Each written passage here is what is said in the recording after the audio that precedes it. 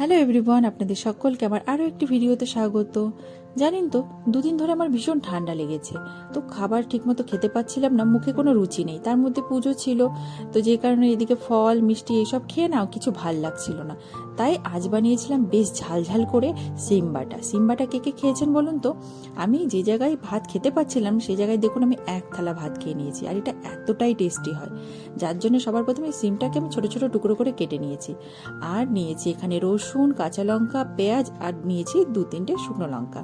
এটা কিন্তু খুব সহজে হয়ে যায়, এতে কিন্তু একদম কোনো ঝামেলা নেই। যার জন্য সবার প্রথমে কড়াইয়ে তেল গরম করে একটু কালো জিরা ফোড়ন দিয়ে ওতে দিয়ে দিব আমি শুকনো লঙ্কা। শুকনো লঙ্কাটা একটু যখন ভেজে লাল লাল হয়ে আসবে, তখন আমাদেরকে বাকি সব কিছু দিয়ে দিতে হবে। এটা কিন্তু খুব সহজে খুব তাড়াতাড়ি তৈরি হয়ে যায়, একদম ঝামেলা ছাড়াই। তো সবার প্রথমে শুকনো লঙ্কাটা একটু ভেজে নিয়ে তারপরে এবার দিয়ে দেবো রসুন, পেঁয়াজ, আর দিয়ে দেবো কাঁচা লঙ্কাটা, দিয়ে একটু হালকা ভেজে নেব। মানে একটু যখন একটু সফট হয়ে আসবে, তারপরে আমরা সিমটা অ্যাড করব।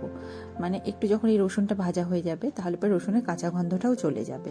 তারপরে এবার সিমটা দিয়ে এবার ভালো করে ভেজে নিতে হবে, খুব ভালো করে। হ্যাঁ, লবণটা অবশ্যই অ্যাড করে নেবেন এই সময়, তাহলে পরে কি হবে, লবণটা মানে খুব ভালো করে সিমের সাথে মিক্স হয়ে যাবে। আমি লবণটা কিন্তু এই সময় দিয়ে দিয়েছিলাম, ভিডিওতে দেখাতে ভুলে গেছি। যখন ভাজা হয়ে যাবে সবগুলো, তারপরে এবার দিয়ে দিব আমি ওতে ধনে পাতা। ধনে পাতাটা দিয়ে না বেশিক্ষণ ভাজা যাবে না, কারণ বেশিক্ষণ ভাজলে ধনে পাতার ফ্লেভারটা চলে যাবে। তো হালকা একটু মানে নাড়াচাড়া করে নেব, নিয়ে তারপরে এবার মিক্সিতে হোক বা পাটায় হোক, আপনারা যেভাবে চান সেভাবে বেটে নিতে পারেন। আমি যেরকম মিক্সিতে বেটেছিলাম, যেহেতু আমি এটা রাতে বানিয়েছিলাম, দিনে বানালে হয়তো ওই পাটাতেই বাটতাম, তো রাতে করেছিলাম তো যে কারণে আমি মিক্সিতেই বেটে নিয়েছি।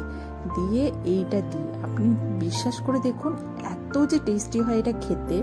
এর মধ্যে চিংড়ি মাছ দিলে তো আরও বেশি ভালো হতো, যেহেতু আমার চিংড়ি মাছ ছিল না, তাই আমি নর্মাল এইভাবে বানিয়েছি। কিন্তু এটা কিন্তু কোনো দিক দিয়ে বলবো যে খারাপ না, একবার হলেও বানিয়ে দেখতে পারেন বাড়িতে। আর এটা খেতে ভীষণ ভালো হয়। যদি ঠান্ডা লেগে থাকে কারো বা সর্দি টর্দি হয়, একটু ঝাল ঝাল করে খেতে না মানে পুরো নাক কান খুলে যাবে, এতটাই টেস্টি হয়, মানে ভীষণ ভালো। আমি তো বেশি করে ঝাল দিয়েছিলাম, যেহেতু আমার একটু ঠান্ডা লেগেছে, তো যে কারণে আমি একটু বেশি করে ঝাল দিয়ে দিয়ে বানিয়েছিলাম। আর ভীষণই টেস্টি হয়।